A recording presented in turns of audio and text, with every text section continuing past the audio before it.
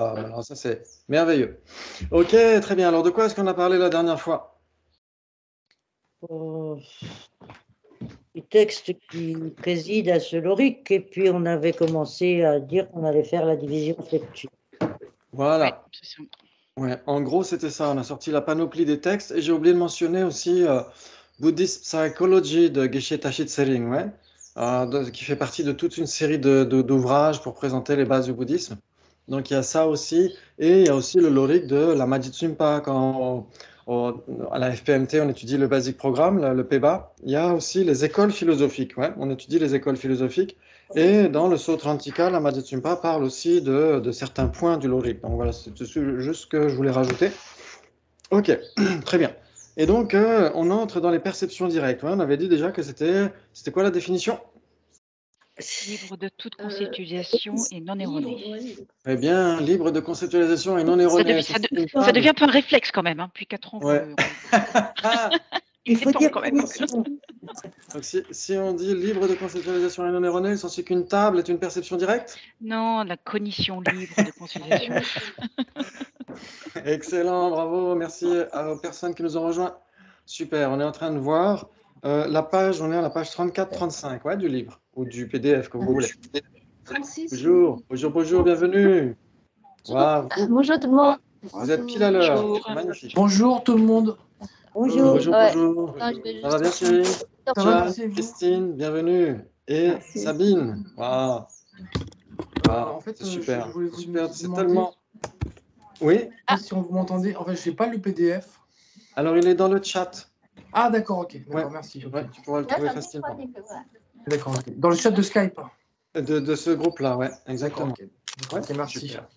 Impeccable. Et donc, on est à la 34-35 et on est en train de voir la définition d'une perception directe qui correspond à celle d'une table. Non?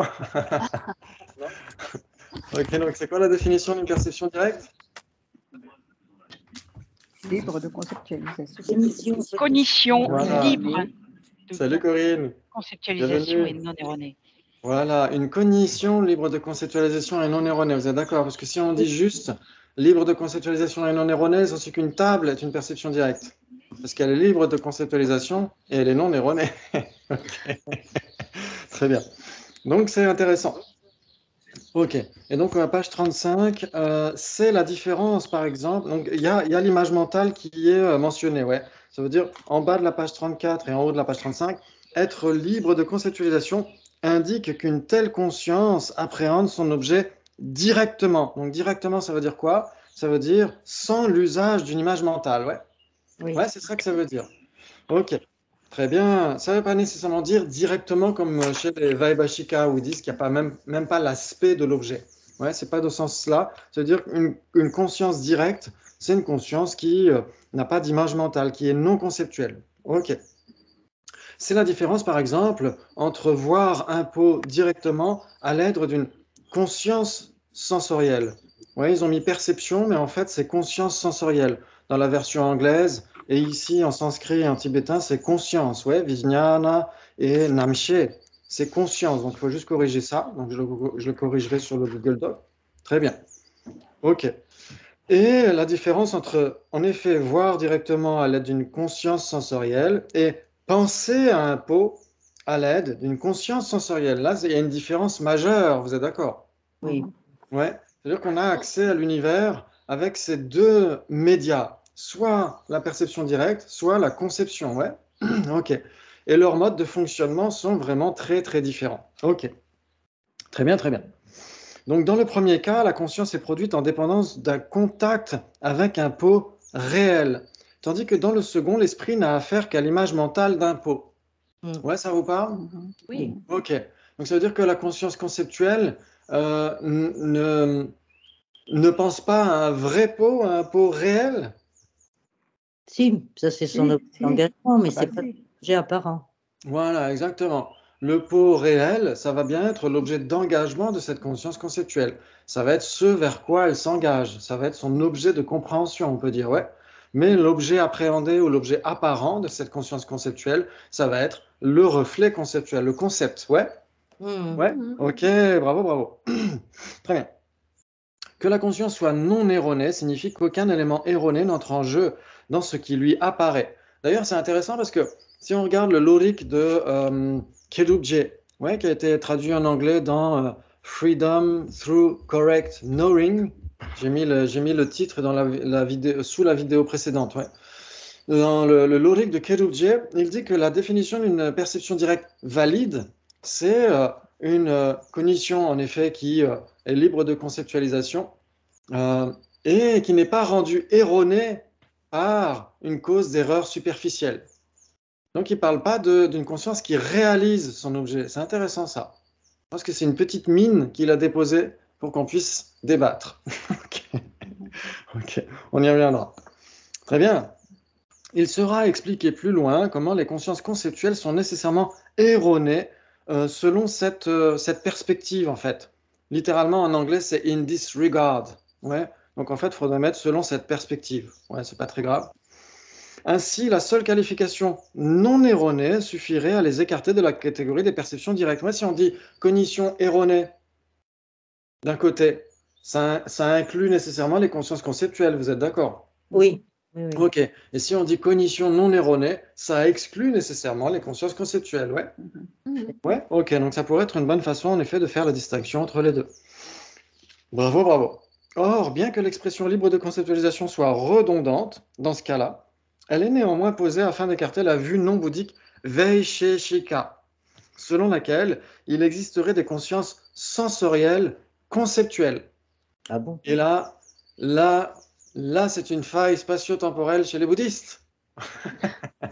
D'imaginer qu'une conscience sensorielle pourrait être conceptuelle. Waouh!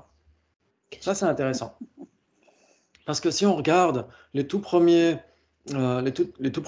débats, on pourrait dire, les premières assertions de Acharya Dharmakirti, il débat contre les Vaisheshika, les Neyayika, etc. Ouais, les tenants non bouddhistes de l'époque. Et pour certains, ils disent qu'une conscience sensorielle, elle reconnaît une table, mais plus que ça, en fait. Elle désigne, elle impute table, elle détermine conceptuellement table. Est-ce que c'est possible? C'est pas son job. Voilà.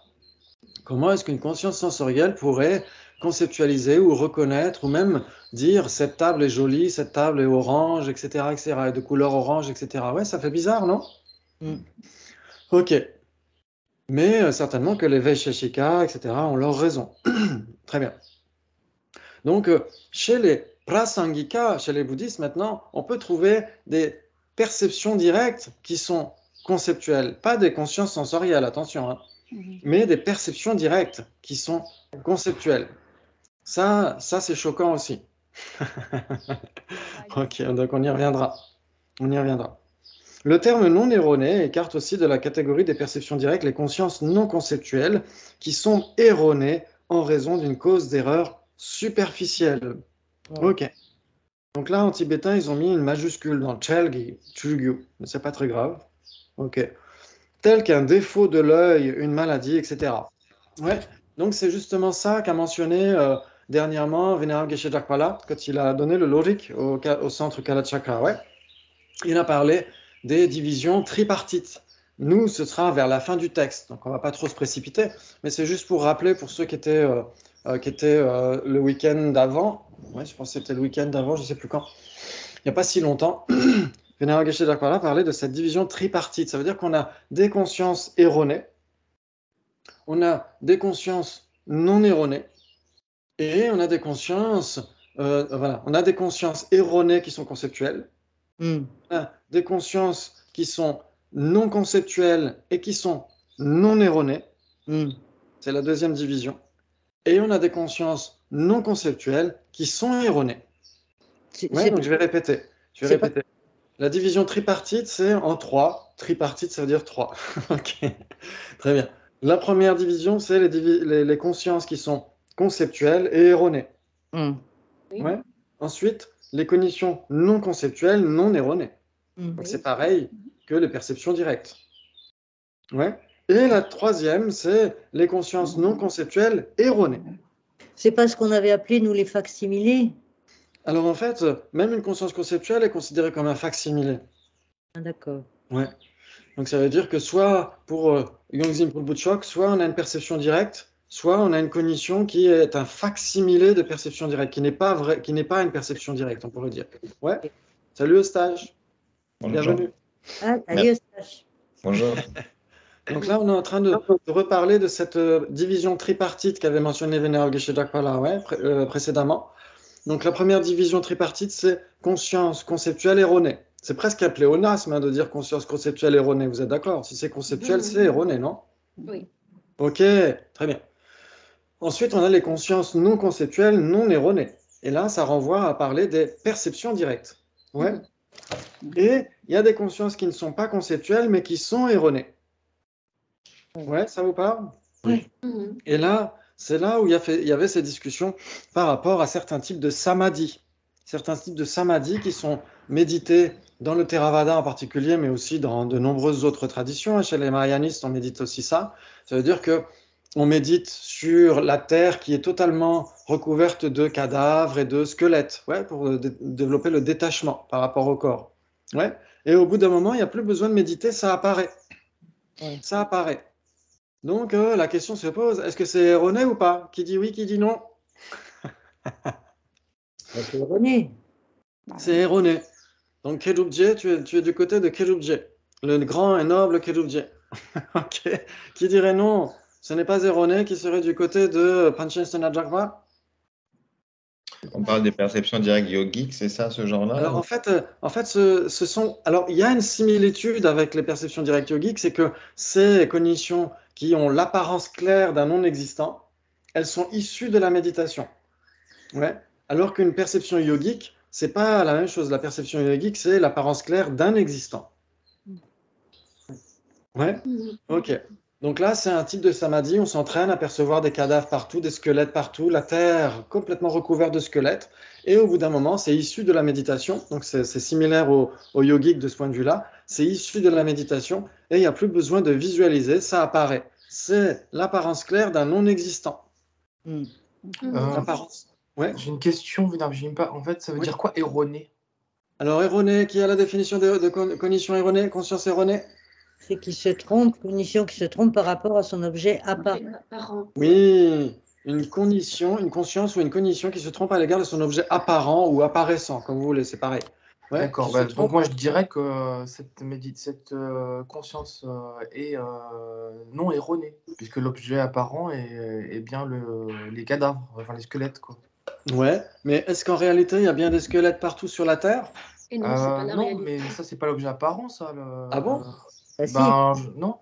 L'objet apparent, Ah. c'est ce qu'il voit, en fait, non? C'est pas Si ça par exemple on demande au yogi, qu'est-ce que tu vois? Il dit, je vois des squelettes partout qui recouvrent la Terre entière. Oui. On l'emmène à l'asile, hein. C'est ça, je veux dire. Oui, On va faire la différence entre objet apparent et objet d'engagement. Ah, ben Oui. voilà. Oui, mais là, c'est l'apparence claire, justement, l'apparence claire d'un non-existant. Mais cette apparence claire d'un non-existant, c'est pas la même chose que quand on fait coucou à quelqu'un de loin et on se rapproche et en fait, c'est une souche d'arbre. Ouais.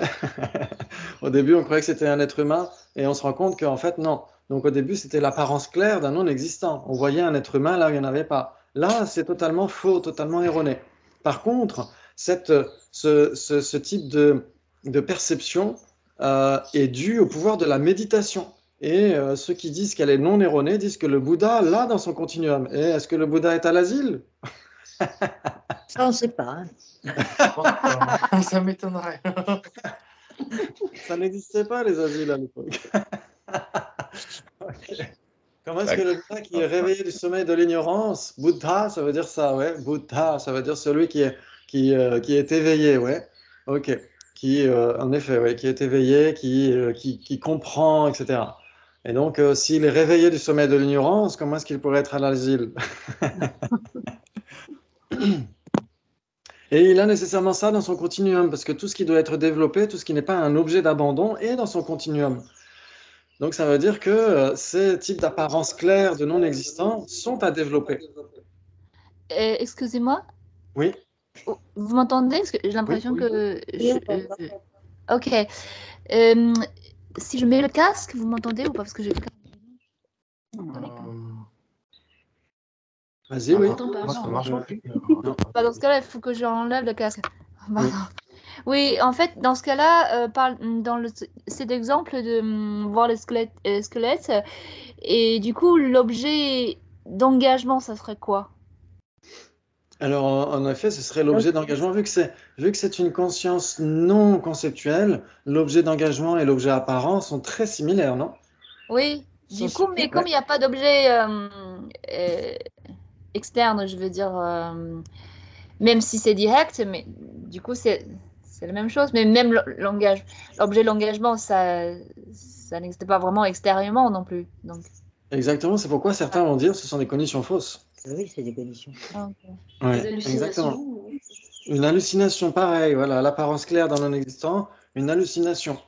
Et donc, ça veut dire que si c'est une conscience non conceptuelle, si elle se trompe à l'égard de son objet apparent, elle se trompe nécessairement à l'égard de son objet d'engagement. Ça veut dire que si c'est une conscience non conceptuelle, il y a un écho quelque part.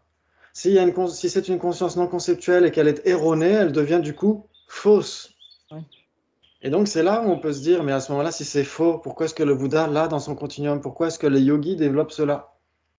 Les méditants développent cela pour cultiver le renoncement, le détachement, etc. Donc, ça pose question.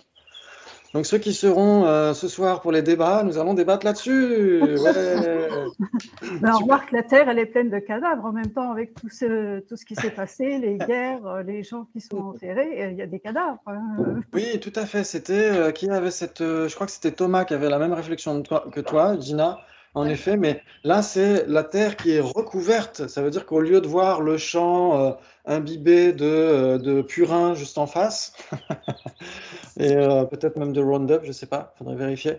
Donc, au lieu de voir ce champ, je verrais des cadavres totalement remplir la surface de la terre. Donc, ce n'est pas uniquement des cadavres qui sont dans la terre, etc. Parce que, bien sûr, hein, depuis des générations et des générations, il y a beaucoup d'ossements, de dinosaures, etc. Mais, mais là, ce serait voir la terre recouverte, carrément la surface recouverte. Ouais. Il y a un autre exemple de ce type de méditation, c'est on médite sur un élément comme l'eau. Et au bout d'un moment, tout est vu comme étant de l'eau. Ouais. D'accord. Mais en fait, j'avais entendu que les choses nous apparaissaient en fonction de notre karma. Donc, Aussi. ça veut dire que c'est pas forcément une erreur de voir les choses telles qu'on les voit, quoi. Exactement, tout à fait. Et c'est pourquoi les Sautrantika disent que si je vois un champ et qu'il y a bien un champ, c'est dû à mon karma, etc. Et donc, tout va bien. Le champ existe et c'est une perception directe. Et elle est même valide dans ce cas-là, ouais. Ouais, ça vous parle? Oui. Ok. Donc, ce point-là de l'apparence claire d'un non-existant, on pourra en débattre ce soir à 20h30. Ouais! Ah, ben, ça va Ok. ça va être bien. Ça se trouve, je vais être tout seul. Personne. Très bien. Donc, ça mérite d'être creusé, ce point-là. Ouais, ok. Donc, des causes d'erreurs superficielles, ça veut dire quoi? Ça, on l'étudie chez Acharya Chandrakirti aussi, dans le Madhyamakavatara, ouais, chez les Prasangika. Donc, c'est important de le comprendre d'abord maintenant. Ouais, il y a plusieurs causes d'erreurs superficielles. Il y a l'objet, Mm. il y a le support, Mm. il y a la localisation et il y a la condition antécédente. Ouais. Ouais, ce sont ces différentes causes d'erreurs. Et même Kedubje parle de 9 types de causes d'erreurs. 7 ou 9, il faudrait que je vérifie. Ok. Mais ok, en général, on dira qu'en effet, si vous regardez un tison tourner dans le noir, vous allez voir quoi? Un cercle. Ouais. Ouais. C'est comme dans le dernier Star Wars où il dit qu'avec son sabre laser, il pourrait écrire son prénom s'il va très vite. Ok, très bien. Euh, Donc ça veut dire que non, c'est pas un sabre laser, c'est une lampe torche. Ok. Et donc ça veut dire que si vous allez très vite avec une lampe torche, on a l'impression de voir un cercle. Ouais. Ok. À l'époque, c'était des feux de Bengale. Ouais. À l'époque, c'était ça, c'est que ça tournait comme ça et on voyait un cercle là où il n'y en a pas en réalité. C'est en dépendance de l'objet. L'objet va trop rapidement. Ouais. Ok, très bien. Ensuite, le support, c'est quoi? C'est la faculté. Ça veut dire que si on a la jaunisse, on voit une feuille blanche comme étant jaune, jaunâtre.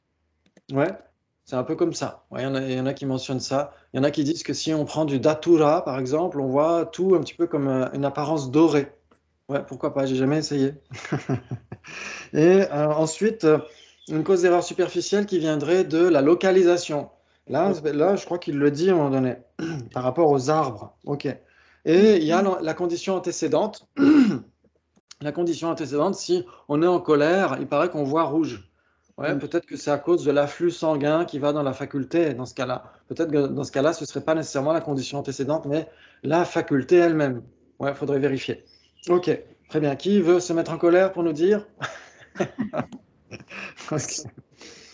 Très bien. Donc, en effet, celles-ci sont libres de conceptualisation, mais non d'erreur. Ouais, ces apparences, on pourrait dire, distordues. Ouais, c'est le cas, par exemple, de la conscience visuelle d'une personne se déplaçant en bateau et pour qui les arbres sur la rive paraissent se déplacer.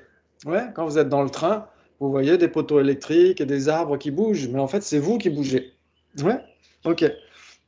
Donc, la conscience visuelle de cette personne est non conceptuelle parce qu'elle appréhende les arbres directement, mais elle est erronée à leur égard, pas nécessairement à l'égard des arbres eux-mêmes, mais à l'égard de leur mouvement.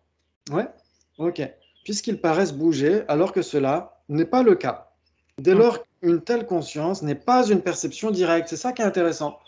Chez les Sautrantika, on dira c'est pas une perception directe. Quand vous voyez des arbres bouger dans le train, vous n'avez pas de perception directe des arbres qui bougent.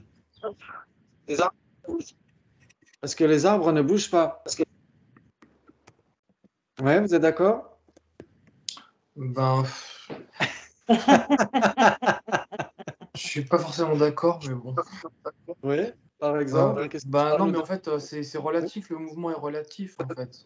On peut dire que c'est le train qui bouge et les arbres qui bougent pas, ou on peut dire que c'est le paysage qui bouge et le train qui bouge pas, quoi. Ah, Là. On peut dire que c'est la Terre qui tourne aussi, et Oui, c'est vrai, hein, c'est que c'est de la physique, le, hein. le mouvement est absolu, quoi. On est tous en mouvement, donc. C'est relatif. alors absolu, ça veut dire que la vacuité est en mouvement alors. Il est relatif, le mouvement. Et Non, mais ce que relatif, je veux en dire, fait. c'est qu'en réalité, les arbres bougent, quoi. Oui, en effet, exactement, tout à fait. Ça, voilà, il faut le garder à l'esprit. En effet, on va très très vite. Ouais, c'est-à-dire que la planète, elle va très très vite. Je ne sais plus à quelle vitesse les scientifiques. Les scientifiques, levez la main. Moi, je suis scientifique. Ok, à quelle vitesse? La planète Terre. Ça, je sais pas. Ok. Et non seulement elle va très vite sur elle-même, elle tourne sur elle-même très vite, mais en plus elle tourne très vite autour du Soleil et le Soleil tourne très vite dans la galaxie aussi. Je crois que c'est 27 000 km par seconde ou par heure. 27 000 km heure peut-être. Il faudrait vérifier. Mais c'est énorme, c'est énorme. C'est très très rapide. Ouais. Ok. Mais ça, au regard de cela, est-ce qu'on le perçoit ça? Non. Non. Non. Donc ça échappe à nos sens, ouais. Donc ça veut dire que c'est juste inattentif. C'est une condition inattentive pour les Sautrantika, ouais. Ok. Par contre, quand on voit des arbres qui bougent alors que c'est nous qui bougeons, dans ce cas-là, en effet, on dira que si on est nous-mêmes un oiseau sur une branche de l'arbre, on va voir que c'est le train qui bouge. Vous êtes d'accord? Bah oui.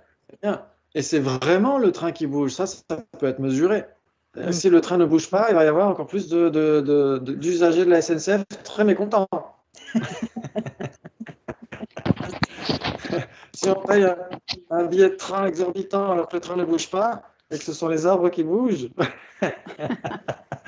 Ok, donc chez les Sautrantika, c'est assez mécaniste cette vision-là. Et en effet, on pourrait se dire que c'est surtout on pourrait observer avec des mesures, avec des caméras, etc., que c'est bien le train qui bouge. Vous êtes d'accord? Non? Bah oui. Mais bon, peut-être des fois le train ne bouge pas, il y a une panne. Moi, ça m'est arrivé où j'allais à j'allais à Bly, je crois, oui, j'allais à Bly dans l'est de la France et le train s'est arrêté pendant 1 heure sur les rails parce que la locomotive était cassée. Donc il fallait revenir sur Paris. Ok, donc là, en effet, le train ne bougeait pas. Là, je suis d'accord avec vous. Mais en fait, ce que je voulais dire, c'est que enfin, en physique, en tout cas, on définit le mouvement par rapport à un repère, et c'est par Oui. rapport à ce repère qu'on définit un mouvement. Donc, si le repère, effectivement, il est sur le sol, bah, effectivement, les arbres sont statiques. Par Oui. contre, si le repère, on le fixe dans le train, si le train, il bouge en plus à vitesse constante, c'est un repère galiléen valide aussi, c'est Oui. les arbres qui bougent dans ce repère-là. Alors ça, c'est intéressant. En effet, on dira que le mouvement est relatif. Les Prasangika iront plutôt dans ce sens-là. Ils diront qu'en effet, le mouvement est relatif. Mais les Sautrantika, ils sont beaucoup moins relativistes. En fait, ils vont dire que Ils vont prendre le point d'appui qui est la terre, en fait. Et le point de repère, ça va être la terre. C'est-à-dire que si quelqu'un se met sur la terre, par exemple, vous avez une vache dans un pré, elle regarde l'arbre qui ne bouge pas. Par contre, elle voit le train qui bouge, ouais. Ouais. Et donc, les Zootrantika, son point de vue, sont surtout du point de vue du côté de la vache. Ok. Très bien, très bien, très bien. Mais c'est intéressant, ça me permet de se poser des questions. C'est super, ça. Bravo, bravo. Ok. Donc, l'objet observé. Donc, toutes les pensées discursives. Où est-ce que j'en étais là? En haut de la Ah oui, page. non, En haut de la d'accord. page 36. En En haut de la page 36. Merci beaucoup. Super. Très bien. Et donc, les perceptions directes sont de 4 sortes. Vous les connaissez par cœur? Oui. Perception directe, quoi? Sensorielle, mentale, Sensorielle. Ensuite, Mental, mentale. Ensuite, yogique, yogique, autoconnaissante, autocognitive. Et ensuite, olfactive. et yogique. Ah, Ça, c'est yogique. sensoriel. Ça. Ouais. Bon, en ce moment, c'est vrai qu'on pourrait mettre l'accent sur l'olfactif. On parlait des lilas tout à l'heure. On pourrait se dire qu'en ce moment, c'est surtout l'olfactif qui fonctionne chez moi. Ok, très bien. Ok. Perception directe sensorielle. Donc, c'est sur la page 36. Voilà. Si vous n'avez pas, pioché sur la page, vous pouvez regarder maintenant. Perception directe sensorielle, perception directe mentale, perception directe autoconnaissante ou autocognitive. Là, ils ont mis aperceptive. Ouais, c'est aussi un vocabulaire employé. Et les perceptions directes yogiques. Ok. Très bien. Ça, c'est super. Ok, donc on va voir les perceptions directes sensorielles tout de suite. On entre dans le praliné direct. Donc les perceptions directes sensorielles sont elles-mêmes de 5 sortes. Et qui sont? les 5 sens. Les 5 sens, ok. Très bien. Et qui sont? L'ouïe, la vue, l'odorat, le goût, le toucher. visuel, Oui, exactement. La vue, l'ouïe, l'odorat, le goût et le toucher. Donc souvent c'est donné dans cet ordre-là. Allez savoir pourquoi. Peut-être que la vue est prépondérante chez nous. Ouais, je me souviens, Genla, je crois que c'était Genla Venergeshe Gensen qui en avait parlé. Peut-être que c'est surtout quand on se rapproche de l'objet. Peut-être que c'est sa sainteté qui dit ça aussi dans un texte. Que quand on se... Par exemple, si vous avez en face de vous des fleurs artificielles qui sont très très réalistes, comment vous le savez qu'elles sont artificielles? Est-ce que par la simple vue, vous vous en rendez compte ou pas? Non. Par le toucher. Elles sont faites de telle manière à tromper l'œil. Ouais, ce sont des trompe-l'œil. Et donc, c'est pourquoi l'œil ne suffit pas. Donc, qu'est-ce qu'on va faire? On va écouter, s'il y a une abeille qui vient ou pas, peut-être à la rigueur. Mais écouter une fleur, on n'est pas dans le New Age. Ok. Même si des fois sur YouTube, sur ma chaîne, il y a beaucoup de pubs qui sont faites et même des fois des pubs un peu New Age, ouais, où il faut parler aux arbres et tout ça. Ok. donc parfois, c'est des pubs qui vont à l'opposé du contenu de mes vidéos. Ok, c'est pas très grave. Ok, donc l'ouïe ne suffit pas pour savoir si une fleur artificielle est artificielle ou pas. Et donc, qu'est-ce qu'on va faire? On va la sentir, ouais. Mais il y a des fleurs qui ne sentent rien. Oui, on va la toucher. Ouais, et on pourrait la goûter à la rigueur. Je ne vous le conseille pas, mais certaines fleurs sont comestibles. Ouais. Et après, on va toucher, et c'est souvent au toucher qu'on se rend compte ouais, de la texture, ouais, si elle est artificielle ou pas. Donc peut-être que c'est dans ce sens-là qu'on a d'abord l'ouïe, la vue, l'ouïe, l'odorat, le gustatif et le tactile. Ok, très bien. Et donc pour les odeurs, là dans le texte, ils ont mis chi, mais c'est ji en tibétain, c'est un D, c'est pas un T. Ouais. Et pour les objets tactiles, c'est sprashtavya. C'est pas prashtavya, c'est sprashtavya. Il y a un S qui manque là. Sprashtavya, ouais. Ok, c'est pas très grave. Elles sont produites en dépendance de 3 conditions que vous connaissez par cœur. Oui. Oui. Objecteur, Oui. la faculté, Oui. le moment antérieur. Voilà, bravo. Oh là là, là on a affaire à des experts. Ça c'est super. Ça c'est très stimulant. Bravo, bravo. Ok. Condition objectale. Excusez-moi, Oui. je Oui. peux poser une question sur le moment extérieur, intérieur, Oui. immédiatement Antérieur. intérieur. Antérieur, ouais. Antérieur, oui, Ouais. pardon. Quand on dit, parce que là, la condition antécédente, ça veut dire vraiment c'est le moment immédiatement antérieur ou le moment de conscience Oui, immédiatement antérieur. antérieur, oui.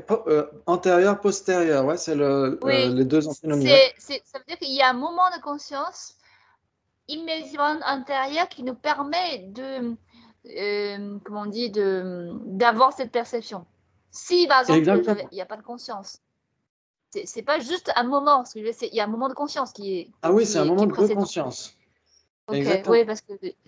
Ok. Parce que ce moment de conscience, ce moment immédiatement antérieur, c'est la cause substantielle de notre perception visuelle, de la table. Ouais, si vous regardez une table ou une fleur, n'importe quoi. Donc vous regardez une fleur. Ok. Vous avez une perception visuelle de la fleur. La fleur, c'est l'objet, c'est la condition objectale, ouais. En tibétain, ils ont mis kien avec un H, mais il faut enlever le H. Kien avec un H, ça veut dire sagesse à l'honorifique. Donc il faut enlever le H. Ok. Ensuite, vous avez la condition dominante non commune. Ouais. Avant, ils appelaient souveraine avec la couronne, le sceptre et tout ça. Et maintenant, c'est dominante. Ouais. Une condition dominante non commune. Et il y a un Y en trop dans le sanskrit. C'est asadharana adipati. Ouais. Et il y a un Y en trop là. Ils ont mis nya au lieu de na. C'est pas très grave. Et il y a aussi le H qu'il faut enlever dans kien. Ouais. Tumon da kien. Ok. Et la condition antécédente, voilà, la condition antécédente, c'est Dematrakien, ouais, c'est le moment immédiatement antérieur. Et ce moment immédiatement antérieur, parmi les trois conditions, c'est la cause substantielle de la conscience visuelle appréhendant la fleur.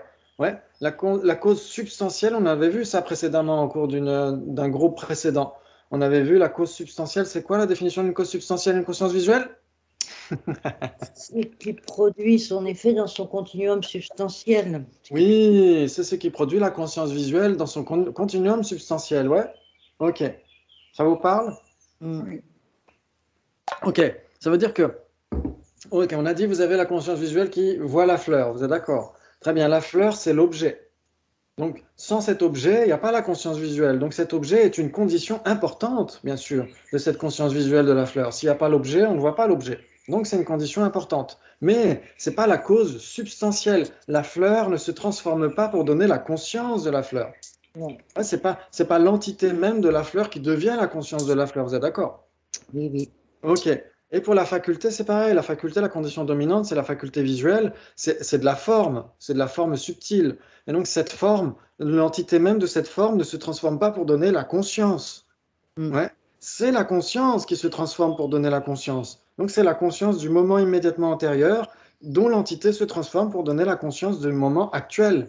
Et donc, ça veut dire que la conscience immédiatement, la condition immédiatement antérieure, immédiatement précédente, c'est la cause substantielle de cette conscience visuelle qui appréhende la fleur. Les deux autres conditions sont des conditions coopérantes. Ouais, ça vous parle? Oui, Corinne, j'ai Oui, pas entendu oui. ce que tu disais. Ouais, attends, je sais pas si je peux vous parler. Oui. Ouais. C'est une condition, c'est une perception de n'importe quel type, perception de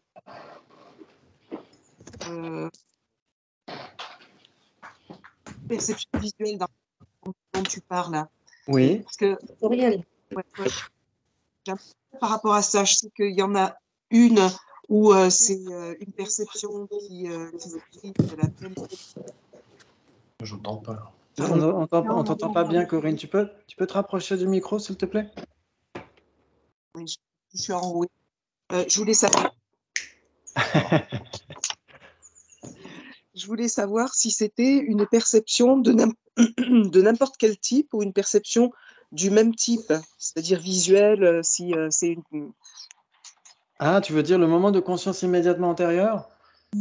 Ah, oui, le moment de conscience immédiatement antérieur, en fait, ça va être n'importe quelle conscience. N'importe quelle conscience. Ouais, ça veut dire n'importe que... quelle conscience. Ouais, exactement. Ça veut dire qu'on peut être plongé dans le chant d'un oiseau. Donc là, ça va être une conscience auditive. Et juste après, on va avoir une conscience visuelle qui va être là. En fait, ça veut dire que C'est un continuum de conscience. ouais, c'est un continuum de conscience visuelle, ok. Et le moment immédiatement antérieur, il faut Ça, que ce soit de la conscience, ouais. Et est-ce que ça peut être... Ouais. Est-ce que ça peut être Mais une conscience une conscience auditive ne peut pas se transformer en conscience visuelle, non? En fait, pour certains, oui, certains vont accepter une seule conscience. Mais là, on va dire que l'entité même, c'est surtout la conscience mentale. Ouais, c'est la conscience mentale qui va considérer que le moment immédiatement antérieur, c'est n'importe quelle conscience. Ouais, c'est pour la conscience mentale. Ouais, pour la conscience visuelle, ouais, je suis en train de dire n'importe quoi. Pour la conscience visuelle, le moment immédiatement antérieur, c'est de la conscience visuelle, mais pas que ça. Ça peut être aussi une graine. Ouais, l'autre jour, on en avait parlé, on s'était dit, OK, Ah, voilà. on s'est endormi, notre conscience visuelle s'est résorbée ou est devenue latente, et donc elle a été sous forme de graine. Et après, quand on se réveille, cette graine, cette latence va donner une conscience visuelle. Ouais. Et donc, dans ce cas-là, le moment immédiatement antérieur, ça va être un composé non associé, ça va être une graine. Hmm. Ouais. Mais sinon, Une en graine effet, ça karmique? doit être au cours de notre journée, tant qu'on a une conscience visuelle qui est en train d'opérer, le moment immédiatement antérieur, c'est bien une conscience visuelle. Oui, désolé, c'est bien ça. Excuse-moi, Vénérable, tu parles d'une graine karmique? Non, une graine de conscience. Une Ouais, graine de conscience. ouais. D'accord. Ça veut Moi, dire je que c'est connais une pas ça. latence. Ça veut Ouais. dire que, par exemple, on a deux types de graines, ouais, les graines karmiques et les graines des afflictions en particulier. Mais on pourrait dire qu'il y a aussi les graines les latences, les consciences qui se résorbent et qui deviennent latentes. Ouais, donc ce sont des potentialités. Ah oui, Ouais. d'accord, ok. Et ces Euh, potentialités sont impermanentes, mais ne sont pas de la forme ni de la conscience. Donc ce sont des facteurs composés non associés. Ouais. d'accord. Et Ouais. justement, il n'y a pas les graines karmiques aussi qui peuvent être la cause des consciences sensorielles? Chez les Chittamatras, ouais, dans le Chittamatra, ouais. D'accord. Ouais. Mais Ok. chez les Sautrantika, non. Chez les Sautrantika, on va dire qu'une conscience, quand on s'endort, elle se résorbe sous forme de latence. Et quand on se réveille, cette latence va être la condition immédiatement antérieure d'une conscience visuelle. D'accord. Donc, dans ce cas-là, c'est pas une conscience. Ouais. Donc, c'est pourquoi on s'était dit, mais qu'en est-il de cette affirmation euh, euh, écrite en lettres de feu sur la voûte céleste de Acharya Dharmakirti qui dit Nam Shemim Banam Sheki Nyala Mi Pechir Yonjo. Oui, il est aussi établi que ce qui n'est pas de la conscience ne peut pas être la cause substantielle de la conscience. Mm. Donc ça pose question. Carrément. Du coup, excuse-moi, du coup, tu peux juste résumer si oui ou non, parce que avec tout ça, moi, j'ai perdu le fil, à savoir, donc, du coup, le moment, la conscience Ok. immédiatement antécédente, elle peut être donc, du coup, n'importe quelle conscience. Pour la conscience mentale, mais ici pour la conscience visuelle, ça va être un moment de conscience visuelle immédiatement antérieur. Ouais. Donc, du coup, visuel, c'est... Oui, vas-y, Estelle, je n'ai pas entendu. Yeah. Donc, du coup, si c'est une conscience visuelle, ah, pardon, auditive, donc le moment précédent, la condition antécédente sera forcément auditive. Oui. C'est ça. Ça ne peut Ouais. pas être donc n'importe quelle autre conscience mentale. Oui. Enfin, conscience sensorielle. Oui. Exactement. D'accord. N'importe quelle conscience sera la condition immédiatement antérieure d'une conscience mentale, d'une perception mentale directe. Oui, exactement. Tout à fait. Ça, c'est intéressant. Parce que la faculté et le moment de conscience immédiatement antérieur pour la perception mentale directe sont un même moment de conscience. Et c'est n'importe quelle conscience. Mais dans ce cas-là, c'est clairement mentionné. Ouais. Ouais, ça répond à vos questions? Oui. Ouais, ok. Sinon, n'hésitez pas. Hein. Ouais, très bien, très bien. Ok. Et donc, si on prend le cas d'une conscience visuelle, justement, ouais. Donc ici, en tibétain, il a mis Migi Shepa, mais en fait, c'est Migi Namche. Donc, dans la version anglaise, Elisabeth Napper a bien mis Namche. Et il faut mettre Namche ou Nampar Shepa. Mais Migi Shepa, en fait, c'est le traducteur français qui a juste mis la même chose entre Shepa et Namche, entre Jnana et Vijnana. Mais c'est très différent. Ok, c'est pas très grave. Ok, prenons le cas d'une conscience visuelle. Sa condition objectale est la forme qu'elle perçoit. Ouais, c'est ce qu'on a vu pour la perception visuelle d'une fleur. La fleur, c'est la condition objectale, ouais. Ouais, ok. Sa condition dominante, non commune, est la faculté visuelle, ouais. Ok, la faculté visuelle, un genre de matière interne claire. Et il a mis lumineuse, mais en fait, il faut mettre subtile. Quand on parle de forme claire, c'est de la forme subtile, c'est de la matière subtile. C'est-à-dire qu'elle n'est pas perceptible à l'œil nu. Mhm. C'est ça que ça veut dire. Ouais. Très bien. Qui lui donne sa capacité spécifique, puisqu'elle lui permet de comprendre les formes visibles comme distinctes des sons, des goûts, etc. Et sa condition antécédente est un moment de conscience survenant juste avant et qui en fait une entité capable d'expérience. Oui, exactement.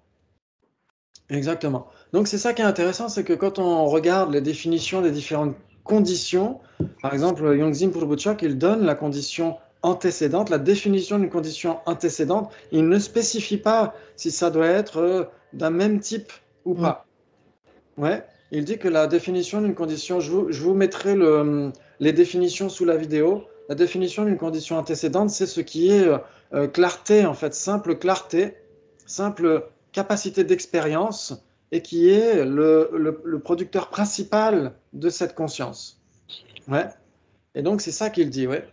Pour une conscience visuelle qui appréhende du bleu, eh ben, ça va être le moment antérieur qui est simple clarté cognitive, qui est simple faculté d'expérience et qui est le principal producteur de cette conscience visuelle. Il ne spécifie pas qu'il doit être d'un même type ou pas pour les consciences sensorielles. Ouais, c'est intéressant ça. C'est intéressant. Ouais. Parce que sinon, pourquoi est-ce qu'une conscience auditive ne pourrait pas se transformer en conscience visuelle? Ouais, ça voudrait dire que la conscience auditive cesserait d'exister.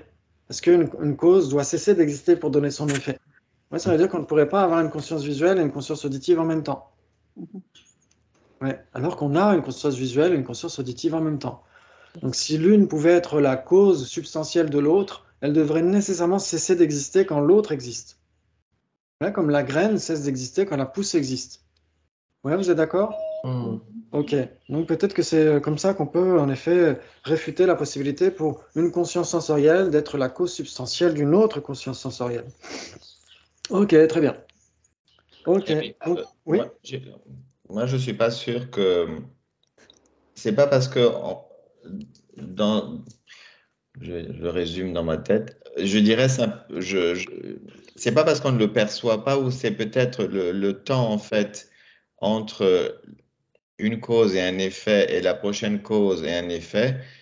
Si le temps en fait n'est pas perceptible par nous parce qu'on n'a pas la capacité, ça ne veut pas dire que l'un entraîne l'autre, mais ça veut dire que l'un, en fait, c'est tellement fin, enfin, le temps est tellement petit que du coup, on ne se rend pas compte. Mais on peut avoir une conscience de la cause qui produit son effet visuel. Et en fait, quand on dit en même temps, est-ce que c'est en même temps dans le sens, il peut y avoir un petit décalage qui n'est pas perceptible.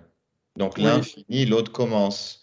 Mais l'un, en fait, s'auto-alimente. Mais ça ne veut pas dire que c'est en même temps. Moi, je vois pas comment ça peut être en même temps. Je pense que parce que en fait, tout ça, c'est comme des petits vases qui, on va avoir une conscience visuelle, ça va nous rappeler quelque chose, et puis ça va peut-être amener une conscience, quelque chose d'auditif, enfin, ou auditif qui va vous amener à quelque chose de visuel. Oui. Je ne sais pas si en fait, en même temps, c'est vraiment en même temps dans le sens où c'est les deux. Je sais pas. Pour moi, je pense que ça peut être l'un après l'autre, mais c'est tellement proche qu'on ne se rend pas compte. Oui, oui, l'alternance peut être très rapide, et donc on peut ne pas se rendre compte que la conscience auditive se transformerait en conscience visuelle, puis redeviendrait une conscience auditive, etc. Parce que c'est trop rapide pour qu'on puisse le certifier. Pourquoi pas? Pourquoi pas? On avait vu ça pendant le. Je dirais pas que ça redevient, je dirais simplement que ça s'auto-alimente l'un avec l'autre. Je pense pas que ça se transforme. Je pense que, enfin, c'est mon opinion que en fait, pour moi, c'est ce que j'ai cru lire quelque part, qu'en fait, on peut pas tout avoir en même temps. C'est forcément, il y a une petite séquence, et c'est pas parce qu'on se rend pas compte que le moment est tellement. Parce qu'en fait, même quand tu dis en même temps, c'est pas possible. Parce que en fait,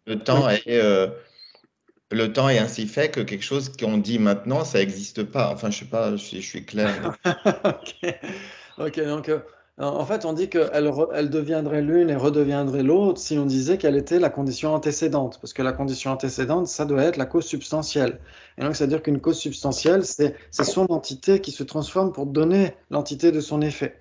Ouais, la cause substantielle d'un arbre, ça va être sa graine. C'est-à-dire que la graine, l'entité même de la graine se transforme pour donner la pousse, puis l'arbre, etc. Ouais, vous êtes d'accord?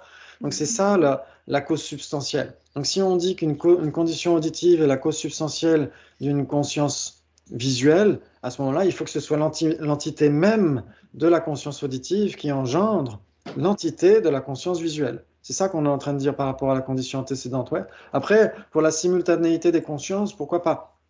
On peut regarder du point de vue des neurosciences, par exemple. Du point de vue des neurosciences, je vous conseille vivement de regarder les vidéos de Albert Moukébert, qui est un très très bon neuroscientifique du point de vue des sciences cognitives, et il parle bien du cerveau. C'est très pédagogique ce qu'il fait.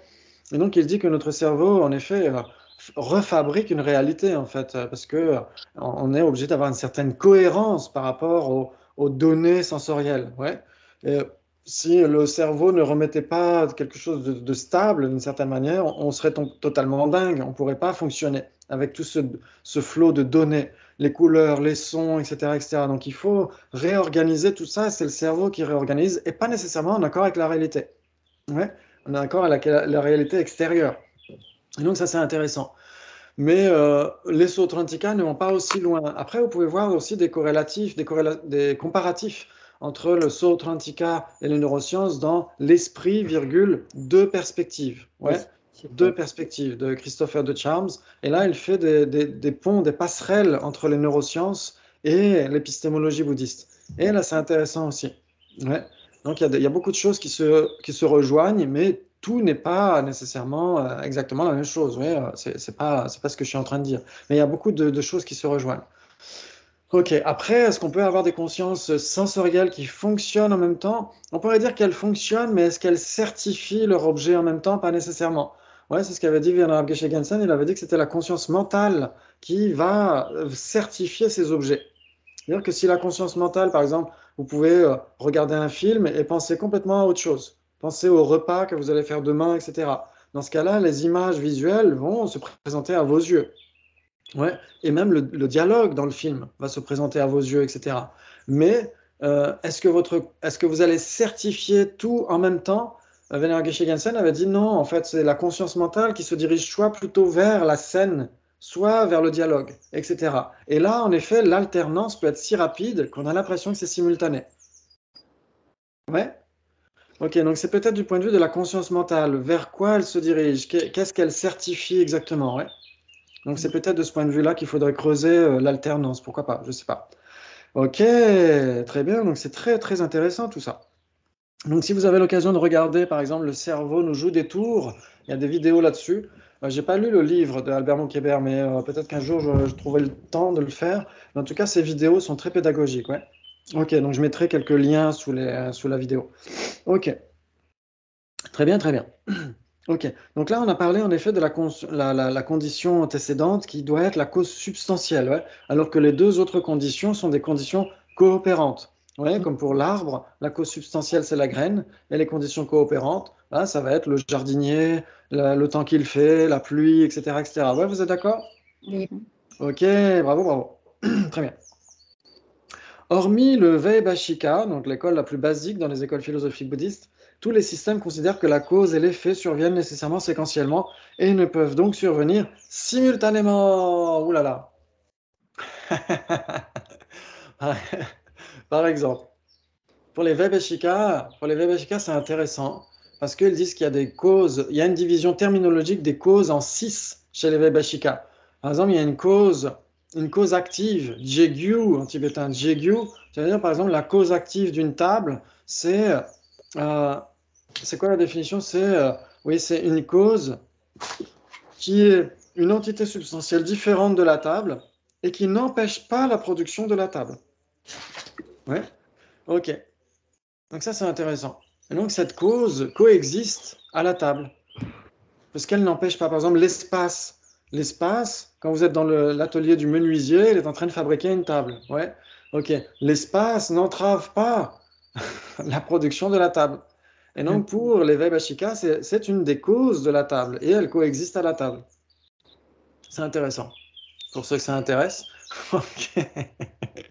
Très bien. On pourrait dire, par exemple, imaginons à l'époque, à l'époque, en Occident, il y avait les gens qui, dès qu'ils étaient offensés, allaient faire un duel. Ouais, ils faisaient un duel, et donc ils prenaient un pistolet, et ils faisaient 10 pas ou 20 pas dans une direction, ils se retournaient, et ils tiraient. Et imaginons que les deux tirent en même temps. Ils se tuent mutuellement, donc ils sont l'un et l'autre la cause de la mort de l'un de l'autre, non? Donc les causes sont simultanées à leurs effets. Ha, ha, ha.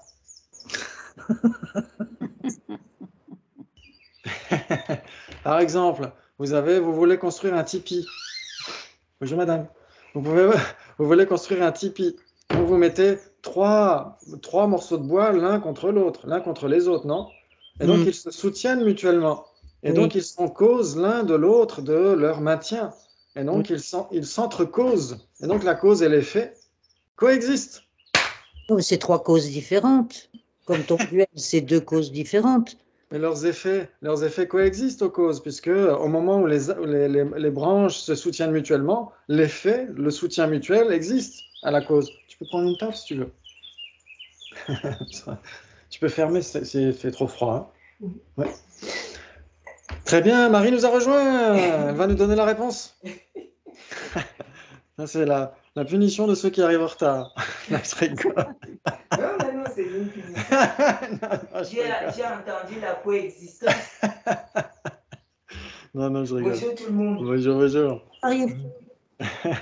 Donc, est-ce que les Vaibhashika n'auraient pas raison, la cause et l'effet? Par exemple, vous avez par exemple un moment de conscience visuelle. Ouais, on reprend cette conscience visuelle qui apprend une fleur. Et cette conscience visuelle, elle est accompagnée d'une sensation. Ouais, qui est un facteur mental omniprésent. Ouais, elle est là tout le temps. Ouais. Donc ce facteur mental, sans lui, il n'y aurait pas la conscience visuelle. Sans la conscience visuelle, il n'y aurait pas le facteur mental de sensation. Donc ils se causent et résultent l'un de l'autre en même temps. Oui, moi je suis d'accord. J'ai même un autre exemple. Cyril et Vaibhashika. Oui. J'ai un autre exemple, c'est par exemple les sous qu'on a sur un compte d'épargne. Ils sont la cause des intérêts. Et il y a donc à la fois les intérêts, les faits, et la cause, l'épargne.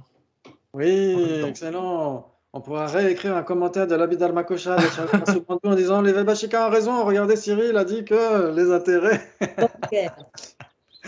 Ok, ça c'est intéressant. C'est intéressant et c'est vraiment les seuls, les Vaibhashika, à accepter une cause et son effet, non seulement qui sont simultanés, qui peuvent être simultanés, mais en plus qui se causent l'un l'autre. Ouais. Ça, c'est intéressant, c'est le chapitre 7 de Arya Nagarjuna, ouais, l'examen des composés. Et l'examen des composés, c'est un débat direct avec les Vaibhashika. Les Vaibhashika disent qu'il y a une cause. Vous avez une poule, une poule qui va pondre un œuf et elle va donner plusieurs œufs. Et donc, ces effets vont être aussi des causes. Et donc, les effets et la cause vont coexister. Vous avez une cause principale et ensuite les effets eux-mêmes engendrent des causes, etc. et causent les effets en même temps. Donc c'est intéressant chez les Vaibhashika. Moi, ça me pose un souci parce que j'arrive pas à comprendre, ça peut pas être en même temps. Moi, je trouve que c'est obligatoirement séquentiel. C'est comme on dit tout à l'heure, tu parlais de l'espace et de la table. On pourrait aussi dire, parce que tu dis il y a de la table dans l'espace. Okay. Mais on pourrait aussi dire que c'est parce qu'il y a la table qu'il y a l'espace. Tu vois, souvent on dit il y a de l'espace, il y a de l'espace et donc c'est pour ça qu'il y a une table. Mais je pourrais aussi te dire non, il y a une table parce qu'il y a l'espace et c'est parce qu'il y a la table qu'il y a l'espace. Tu vois? Ah, mais tu es Vaibhashika alors, tu es d'accord avec Cyril. Et en fait, c'est un petit peu comme, tu vois, je sais pas moi, un autre exemple, tu envoies une pièce en l'air et tu calcules la vitesse et tu dis voilà à tel, je sais pas moi, dans 2 secondes la pièce sera là. Mais je pourrais aussi te dire, c'est parce que tu as mesuré à ce moment-là que en fait, c'est parce que tu as pris ce moment-là pour le mesurer que c'est cette mesure-là, tu vois, et pas l'inverse. Je sais pas si je suis clair. En fait, ça dépend du point de vue. C'est parce que tu as mesuré à ce moment-là que c'est à cet endroit-là. Mais si tu aurais mesuré à un autre moment, ça serait un autre endroit. Et c'est pas parce que tu as fait le calcul avant que ça serait à cet endroit-là. Je sais pas si je suis clair. En fait, c'est un peu. Pas vraiment. En fait, C'est le point de vue, en fait. Ça, c'est ce qu'ils disent dans la mécanique quantique. En fait, c'est la perception qu'on a des choses qui est forcément.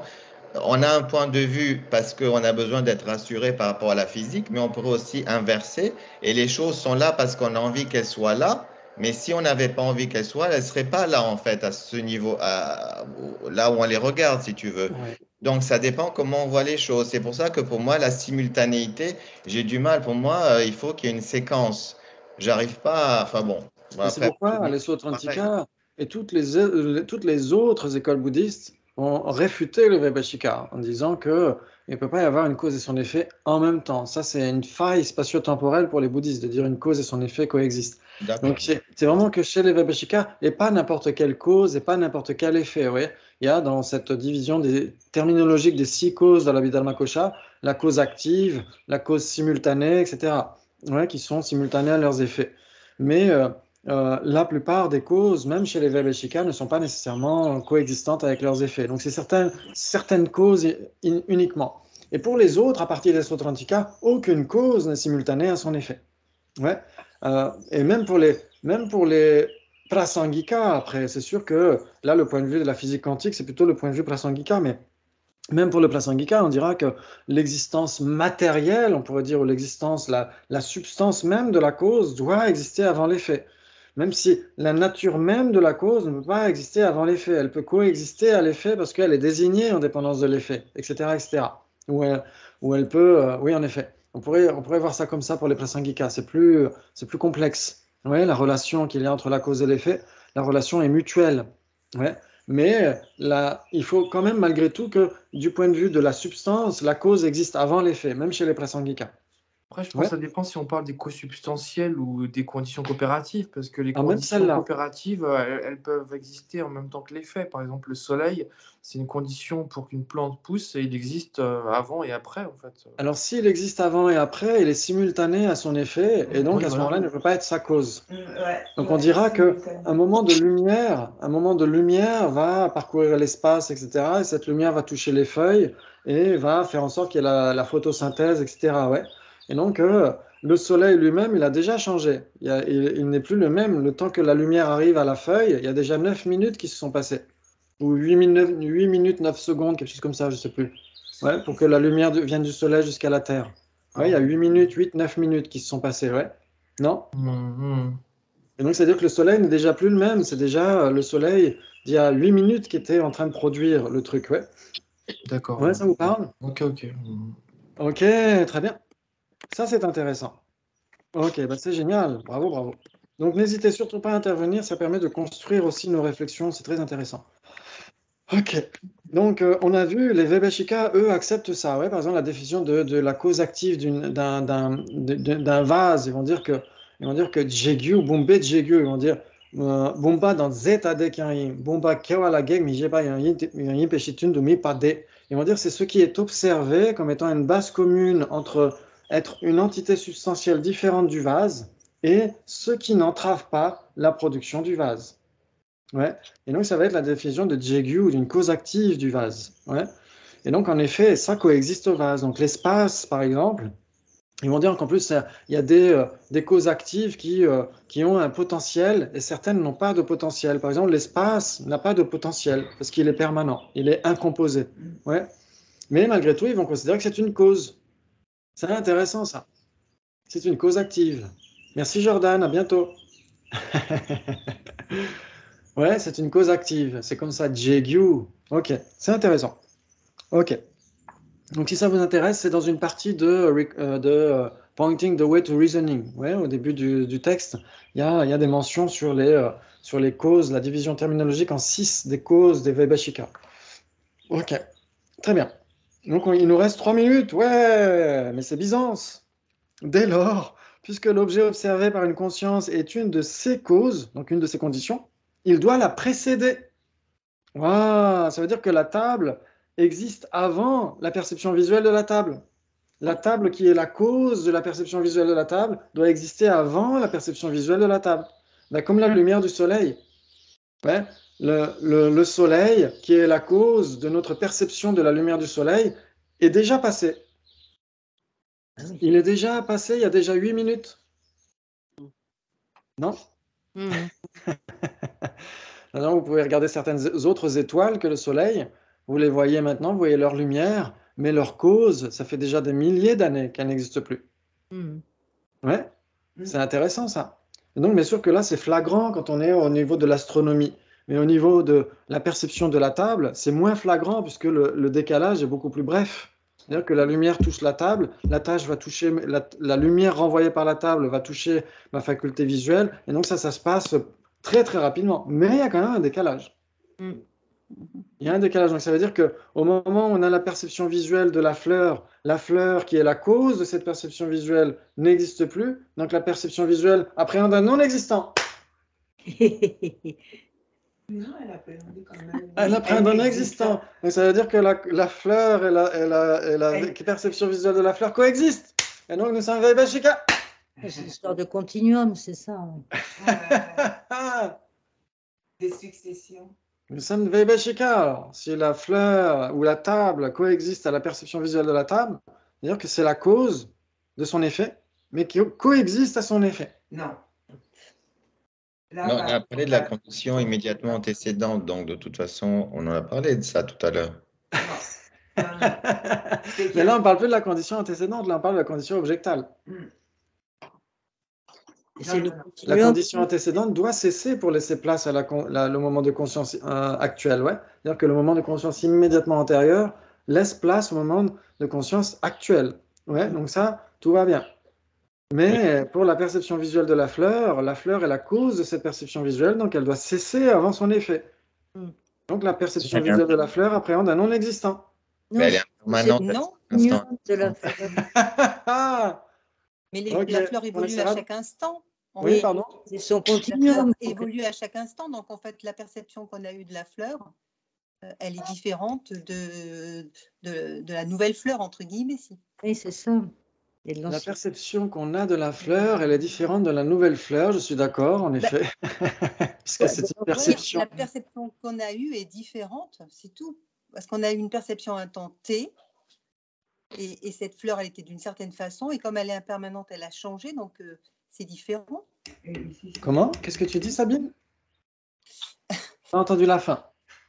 Je dis que c'est parce que la fleur, elle est impermanente, donc on a une perception à un moment T. Oui. On voit une fleur, Oui. et cette perception, elle est différente de la fleur qu'on voit, elle a évolué, cette fleur, dans le temps.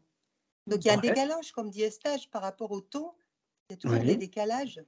Nécessairement. Ça ne peut pas Eh être ben, pareil. c'est ce décalage qui fait qu'au moment où on a la perception visuelle de la fleur n'existe déjà plus, donc on appréhende un Oui, c'est ça. non-existant. Oui, Sabine est Mais d'accord. elle n'est on pas appréhende un non-existant. non-existante, elle existe, mais elle est différente. Elle est différente, ça on est d'accord. Elle est différente à chaque instant. Elle est même une substance différente à chaque instant.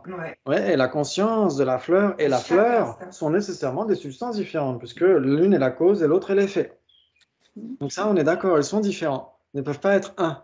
Ils sont différents. Mais en plus, il y a ce décalage. Donc ça veut dire qu'au moment où on perçoit la fleur n'existait déjà plus. C'est pas la Donc, fleur. percevoir une fleur et percevoir une corne de lapin, c'est pareil. Non. Donc on trouvera la réponse la semaine prochaine. Merci beaucoup, c'était un plaisir. Essayez de creuser le sujet.